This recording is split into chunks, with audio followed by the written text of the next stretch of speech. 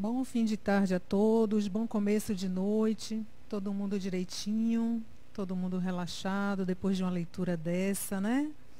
A tarde de sexta-feira é uma tarde sempre muito leve, muito prazerosa. Hoje é o dia, e eu aproveito e digo também boa tarde para os amigos internautas. Hoje é um dia que a gente trabalha cura, e a energia de cura é essa coisa de sustentação, essa leveza que a gente sente, né? Porque todo mundo que vem aqui vem com um propósito muito firme e muito sério. E muitas vezes esse propósito firme e sério que nos traz aqui, em busca de um algo mais de positivo na vida da gente, está muito relacionado ao que André Luiz traz na obra psicografada por Chico, chamada Respostas da Vida. Hoje a gente trabalha o tema que Zezé leu no começo, que é agentes do contra. Que agentes do contra a gente tem na vida da gente? Que elementos, agente no sentido de elementos, que elementos do contra a gente tem em nossa vida? O que é que vem acontecendo ao longo do tempo nesta minha encarnação aqui? Certamente muitos elementos prós e muitos elementos contra. Mas contra o quê, minha gente? Elementos contra e elementos pós a quê? O que é que a gente está fazendo aqui, nessa encarnação? Qual é o meu propósito nesta encarnação aqui? Para que estou? O que faço aqui? Eu não estou aqui a passeio. Às vezes até eu acho que alguém veio aqui a passeio, né? Mas é um passeio que tem muito a enriquecer o espírito que aqui está encarnado. É um passeio que nos traz muito o que aprender. Então vamos aproveitar essa oportunidade de quem está vivendo a encarnação como um passeio, ou de quem está vivendo a encarnação como uma missão, ou de quem está vivendo a sua encarnação como um aprendizado, seja lá como você encara a sua encarnação.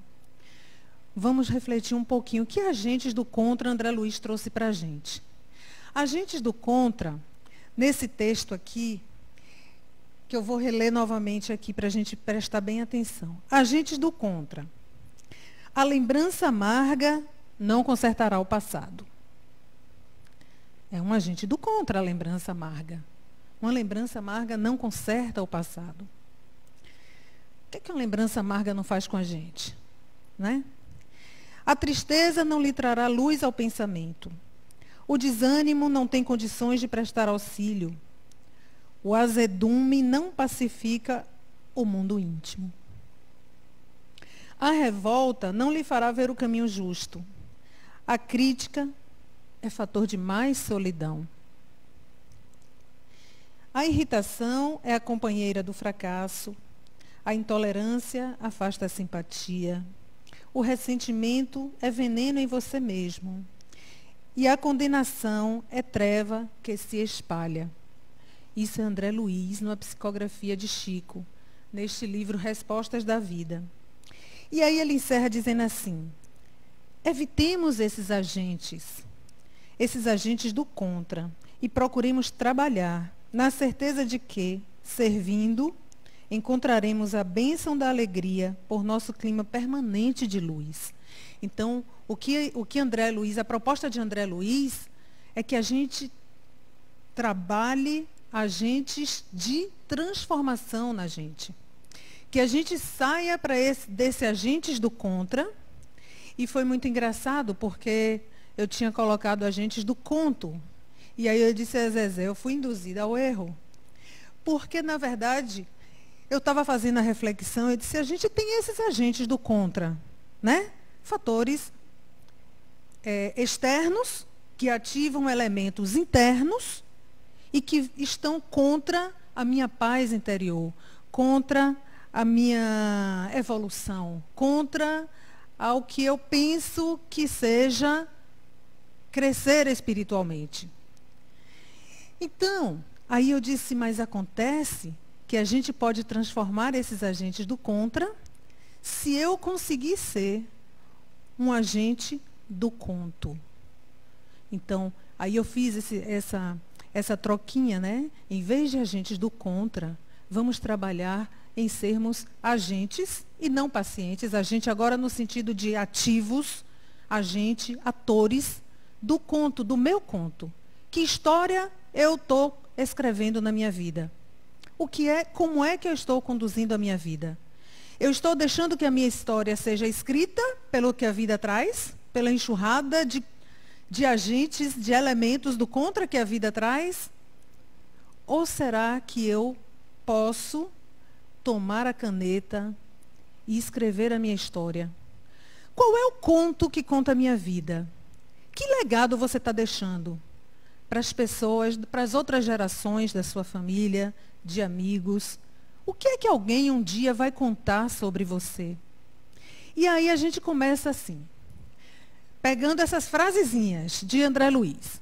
Lembrança amarga não conserta o passado. Lembram? Que a gente leu na estante. E aí eu trouxe outra que fica mais embaixo, elas não ficam juntas, mas eu resolvi juntá-las, porque elas, a mim, me pareceram muito próximas. Ressentimento é veneno em você. E aí eu fiquei pensando, o que é essa lembrança amarga? A lembrança amarga que a gente traz na vida da gente é como se a gente estivesse caminhando com um sapato muito apertado. E esse sapato vai me fazer calo. Se eu insistir com esse sapato apertado que me faz um calo, eu vou ter... Aquele calo vai piorar, aquele calo vai me trazer sangramento, aquele calo vai piorar a situação. Uma lembrança amarga que a gente vem arrastando é como se estivesse calçando esse sapato apertado. E a gente não quer tirar. E o ressentimento, que é veneno na gente, que, como diz André Luiz, é como se, além do sapato apertado, ainda tivesse uma pedra dentro do sapato. Né? Então, eu estou andando com o meu sapato apertado e ainda tem uma pedra dentro do meu sapato. Mas, Geisa, por que é que uma pessoa vai andar com o sapato apertado, com uma pedra dentro do sapato? Será que não? Vamos pensar bem? Quantas vezes nós ficamos presos na nossa, digamos assim, falta de coragem de experimentar tirar aquele sapato que me aperta? Porque eu tenho medo de pisar naquele chão. Porque eu tenho medo, aquele chão pode estar muito quente, muito frio, pode ter espinhos. E eu já estou acostumada com o meu sapato apertado. Será que não? Será que não tem elementos na vida da gente que a gente vai suportando? Um dia reclama, outro dia você vai levando, outro dia você reclama de novo. E o sapato está ali te apertando. E além disso, ainda tem uma pedra dentro do sapato. Mas todo dia você vai dizer, porque o que fulano fez não se faz, aquilo não é coisa de gente.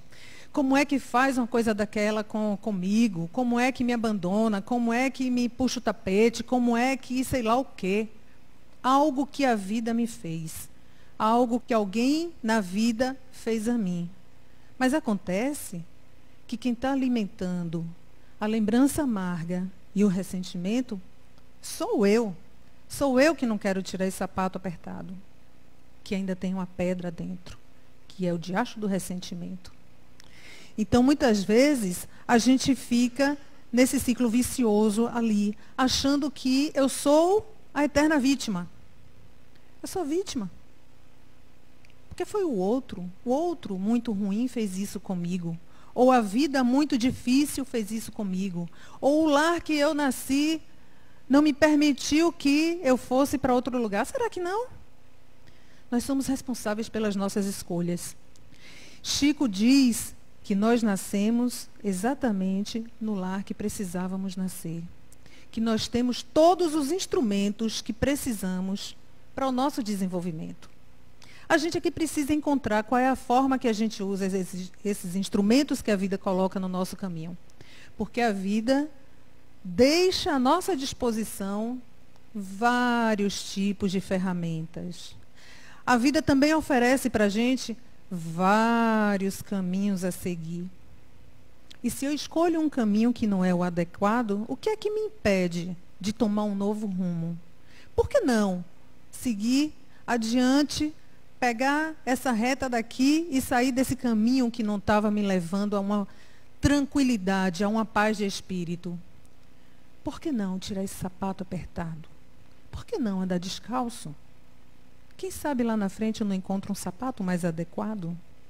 Quem sabe eu não esteja precisando até mesmo fortalecer mais o meu pezinho frágil, não é? Porque muitas vezes a gente se acha aquele ser humano mais frágil e que aquela dor é insuportável e que eu não estou conseguindo levantar. Às vezes a gente se sente assim. Às vezes sim. A dor ela é inevitável, mas o sofrimento ela é opcional. A dor, ela acontece. E acontece na minha, na dela, na sua, na de todo mundo. Eu não conheço um ser humano nesta encarnação que não tenha passado por algum tipo de dor. Dor de amor, dor de perda, dor de saúde, dor com alguma dor. Todos nós. Então você não é um privilegiado porque sentiu dor. Ou porque sente dor várias vezes. Todos nós passamos por isso. Agora, o que vai fazer diferença é o que é que a gente faz com essa dor que chegou. E aí é uma questão de escolha mesmo. Aí é uma questão de sermos os agentes do nosso conto. Eu sou a autora do conto que eu vou deixar, deste meu legado. Eu estou dizendo como é que a minha vida acontece. Aconteceu isso, mas eu me fortaleci assim. Eu aprendi a usar determinado instrumento para que eu resolvesse aquela dor que me aconteceu. Então eu sou o agente. Eu escrevo a minha história. E aí, ainda seguindo essa análise de André Luiz, alguns passos são importantes para a gente trabalhar essa história de lembrança amarga e de ressentimento. Reconhecer a mágoa. Reconhecer que aquele sapato ali está me fazendo mal. Reconhecer que tem uma pedra ali dentro e que vai ferir o meu pé.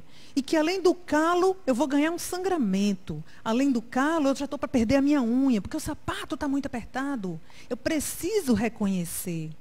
E saber utilizar os instrumentos que a vida me dá. Eu preciso saber o momento de tirar este sapato que me aperta, que não me serve mais, que está me fazendo sofrer. Eu preciso saber. E eu só consigo isso quando eu reconheço aquela dor. Quando eu reconheço aquela mágoa. Esse é o primeiro passo. É se dar conta, é estar consciente que o sapato está apertado. É reconhecer que houve aquela mágoa. É reconhecer que aquilo realmente doeu. Foi horrível. Foi mesmo. Admita, foi horrível, foi ruim e terrível. Doeu muito. E eu sofri a dor. Mas eu não vou mais continuar sofrendo. E aí o outro elemento é, perdoar não significa concordar. Porque eu perdoei, não significa dizer que o outro tinha razão. Não, o que o outro pode ter me feito, ou o que a vida me fez, pode ter sido horrível mesmo. E eu estou admitindo isso. Eu não estou dizendo que não foi. Eu apenas agora não quero mais continuar calçando aquele sapato. Eu não quero mais aquela lembrança amarga na minha vida. E eu perdoo. Mas muitas vezes a gente não quer perdoar para não dar a impressão para o outro de que o que o outro fez estava certo. De que você concorda. Então, muitas vezes a gente fica preso a este... E eu acho que aí tem um elemento vestido de orgulho. Porque a gente não quer dar o braço a torcer de dizer que está tudo bem. Que eu não quero mais o sapato, que eu vou andar descalça mesmo, ou que eu vou providenciar uma outra coisa. Não quero mais. Né? Então, perdoar não significa concordar. Além do que, quando eu perdoo o outro que me fez alguma coisa, ou quando eu perdoo a própria vida ou a mim mesmo, o alívio é meu.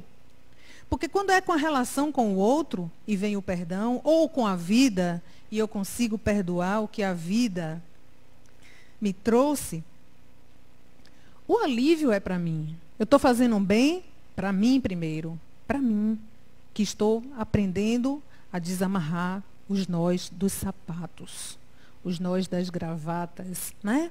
Eu estou me tornando mais leve. Eu estou aprendendo a caminhar de forma mais suave, de forma mais livre. Quando a gente aprende reconhece que houve uma dor, mas que não necessariamente, por causa dessa dor, eu tenho que alimentar um sofrimento durante a minha vida inteira. E, por fim, é a raiva. Porque, às vezes, além da dor, vem o sofrimento, mas também vem raiva. Quem não sente raiva? Quem nunca sentiu raiva? Quem nunca? E a raiva é um desses elementos impulsionadores. Ela é vida, ela tem energia. Mas eu preciso saber como é que eu vou usar essa raiva. E aí, uma dica que eu tenho para a gente aqui é o seguinte: quando você estiver com raiva, que tiver vontade de qualquer ação por conta de uma raiva, pense nas consequências. É uma forma a gente racionalizar, raciocinar e evitar que a gente perca a razão. Porque se a gente passou por alguma coisa difícil, se doeu, se magoou, se eu trouxe uma mágoa e eu estou com raiva, a depender da minha ação, eu perco toda a minha razão. Não é verdade? É verdade. A gente pode perder a razão por um momento de uma raiva e se deixa levar por este sentimento de raiva, né? Mas a raiva, ela é impulsionadora. Eu posso usar o elemento raiva para levantar e para jogar fora aquele sapato que me aperta e dizer assim: eu quero uma vida melhor para mim. Quer saber de que mais? Não quero mais saber de nada disso aqui não. Eu vou seguir adiante, eu vou tomar outro caminho. A raiva, ela é positiva quando ela ativa em nós um elemento chamado coragem. Coragem para mudar o que precisa ser mudado. Coragem para mudar a si mesmo. Coragem para dizer: eu posso andar sem esse sapato apertado. Coragem. Então a raiva, não necessariamente ela é ruim, não. Ela é ruim quando eu faço mau uso dela. Mas quando ela vem na forma de energia e que eu consigo transformar essa energia da raiva em algo produtivo como a coragem, algo positivo como a coragem, eu mudo o rumo da minha vida. Então, às vezes, a gente se engana com o que a gente acha que é ruim na vida da gente. Nem tudo que acontece na vida da gente, que a gente rotula de ruim, é necessariamente ruim, não. Tem coisas que são terríveis, ponto, são. Aí o tempo passa, o tempo passa, o tempo passa. Quando você olha para trás e volta, você vai ver, caramba, se não fosse aquilo, eu estava até hoje com a pedrinha na mão quebrando coco, né? Quebrando nicuri, não saía do meu lugar. Ainda bem que aquela tempestade me sacudiu e eu tomei um rumo novo na vida. Ainda bem. Então, nem tudo que acontece de bom na vida da gente é necessariamente bom. Nem tudo que acontece na vida da gente de ruim é necessariamente ruim. Eu não sei se vocês conhecem a história, acho que eu já contei aqui algumas vezes, mas vai que vocês são diferentes, né?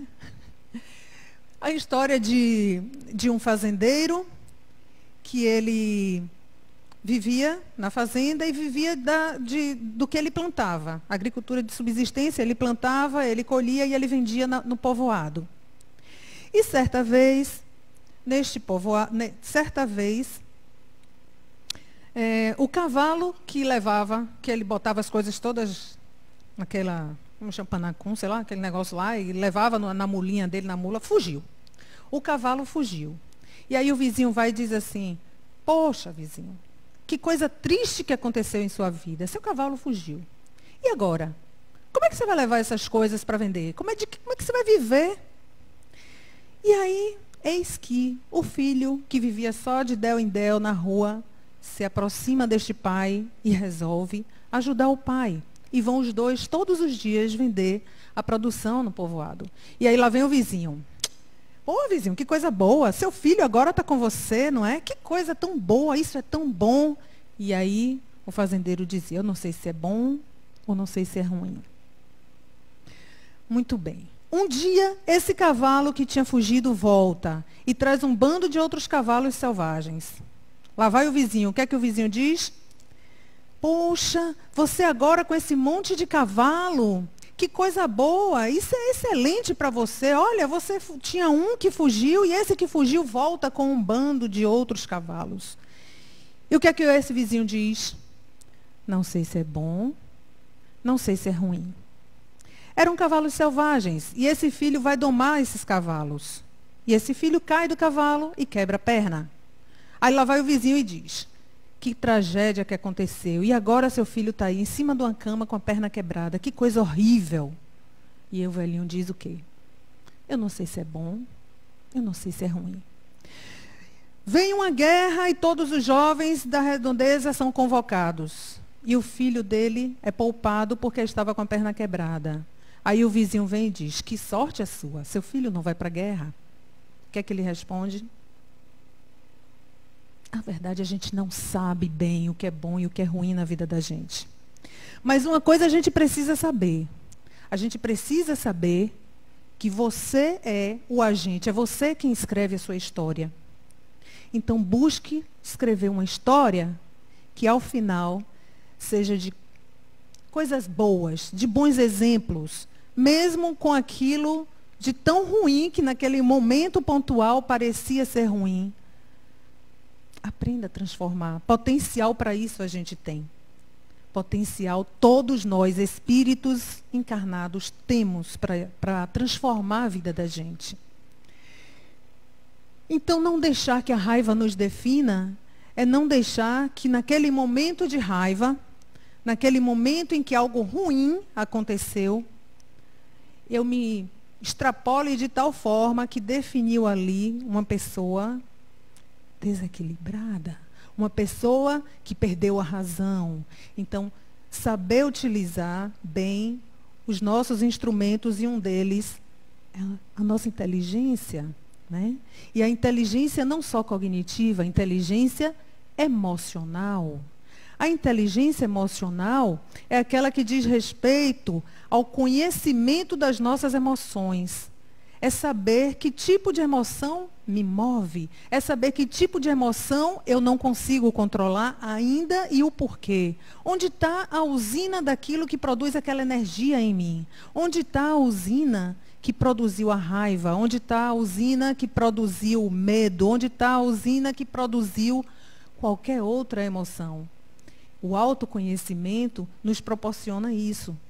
O desenvolvimento de uma inteligência emocional, necessária para que, em determinados momentos, eu não me defina por uma emoção negativa. Né? E aí, raiva e tristeza. Às vezes a gente está numa situação que você nem sabe se é raiva que você sente ou se é tristeza. Por exemplo, aquela situação em que as coisas se repetem na vida familiar ou no seu trabalho. E ali você está sendo cobrada e a coisa se repete todo dia isso, e você vai aguentando, e você vai aguentando, e você vai aguentando. Chega um momento que não dá mais para colocar os pingos nos is. E a gente precisa colocar um ponto final. Por quê? A gente vai alimentando uma certa raiva que vai crescendo, mas a gente aprende que não é legal sentir raiva e que a raiva me define, que por isso, ó, eu desdizendo o que eu acabei de dizer. E que a raiva me define, então eu não vou manifestar essa raiva e eu vou alimentar uma tristeza. Pois bem, nem uma coisa e nem a outra. Nem a raiva manifestada de forma agressiva e nem aquela tristeza que vai me trazer sempre uma melancolia porque eu não soube expressar a minha insatisfação. Porque eu achei que expressar a minha insatisfação eu estaria dando margem para mostrar que eu sou uma pessoa agressiva, que é diferente de ter raiva. Então, percebem a sutileza das coisas? Raiva, agressividade, tristeza. Afinal, o que é isso?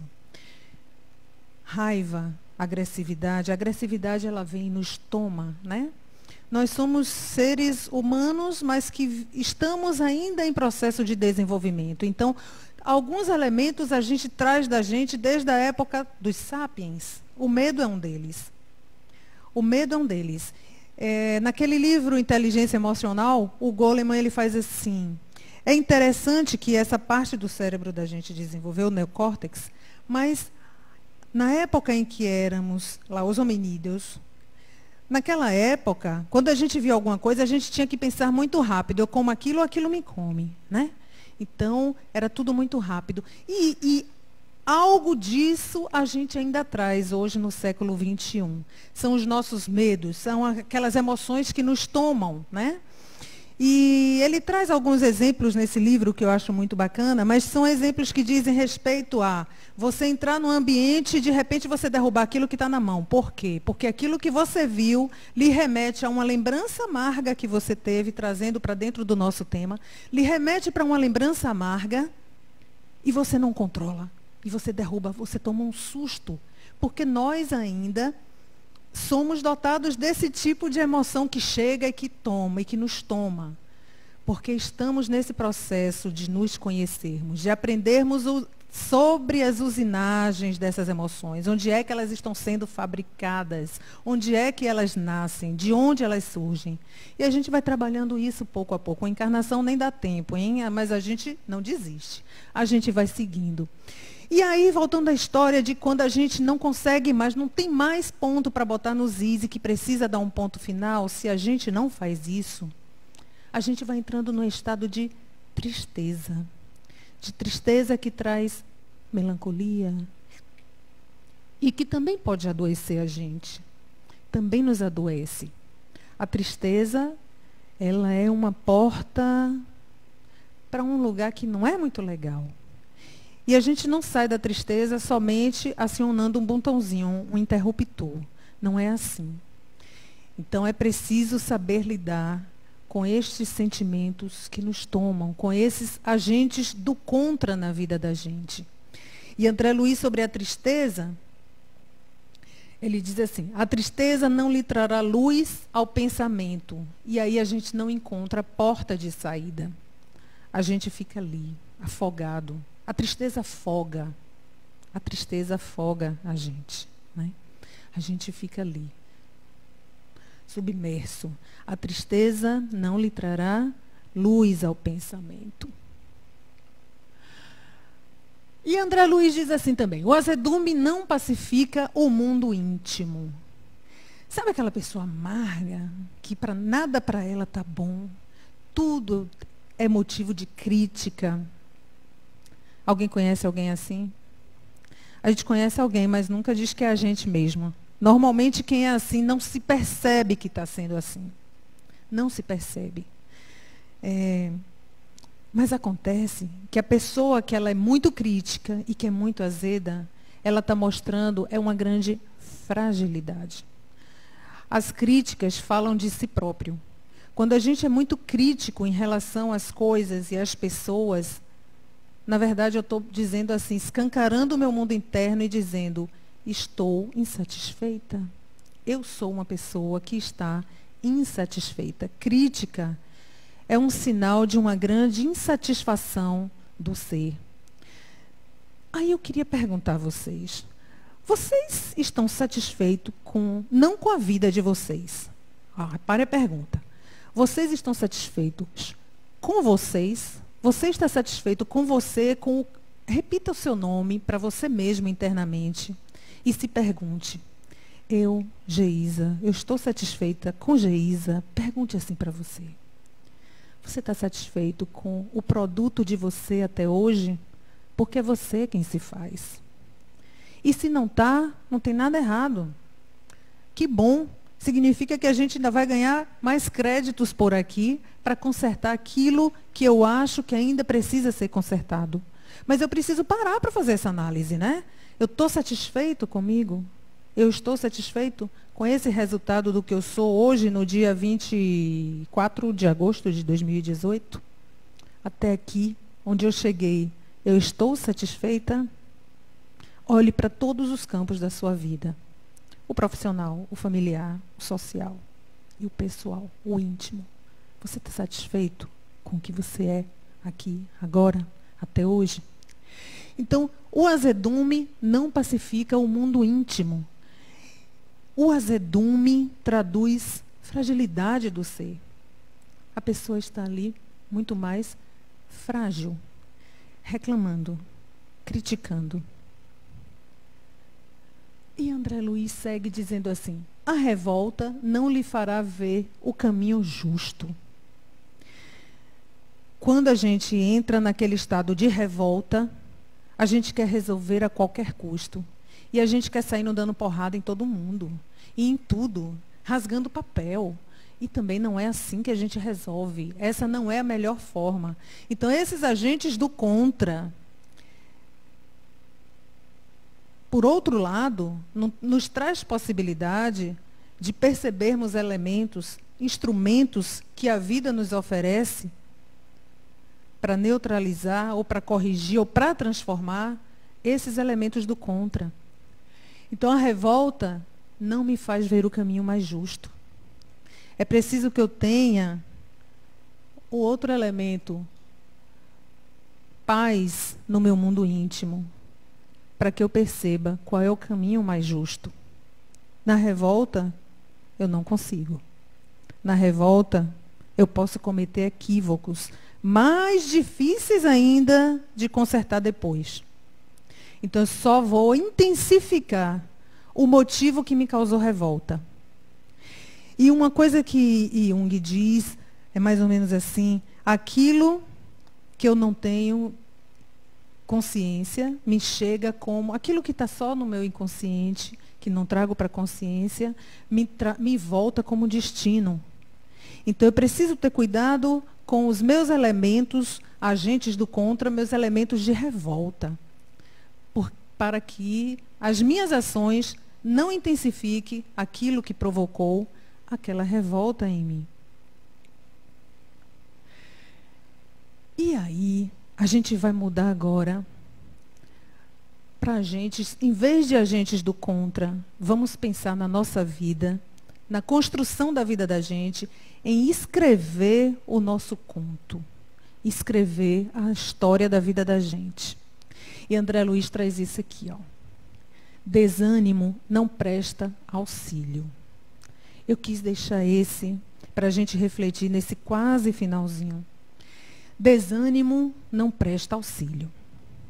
Aquela tristeza dita antes, que eu disse que a tristeza afoga a gente, e algumas coisas que acontecem com a gente, que às vezes traz esse desânimo, a gente perde a oportunidade de auxílio.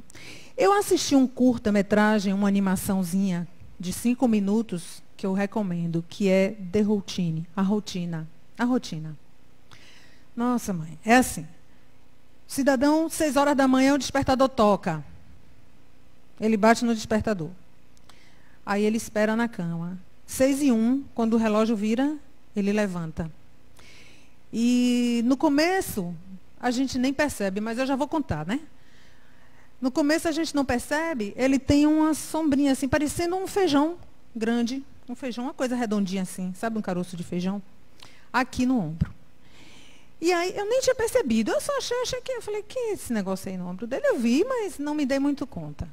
Bom, o que acontece com o personagem da rotina é o seguinte: às 6, todos os dias, ele acorda, ele repete os mesmos gestos, ele levanta às 6h01, ele vai à cozinha, ele prepara o café, ele veste a roupa, bota a gravata, desce o elevador, e são 5 minutos, você fica vendo isso aí.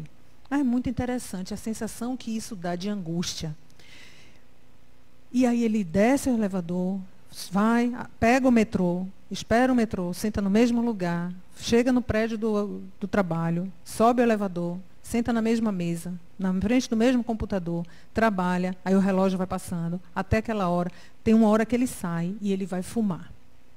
Essa hora que ele sai, que ele vai fumar, é a hora em que o anime consegue passar um alíviozinho. A fisionomia do personagem está mais assim, como se tivesse desligado. Ele está ali olhando na sacada do prédio, olhando o movimento embaixo e fumando. Depois ele volta, trabalha e vai para casa. A rotina, não é que a rotina seja uma coisa ruim.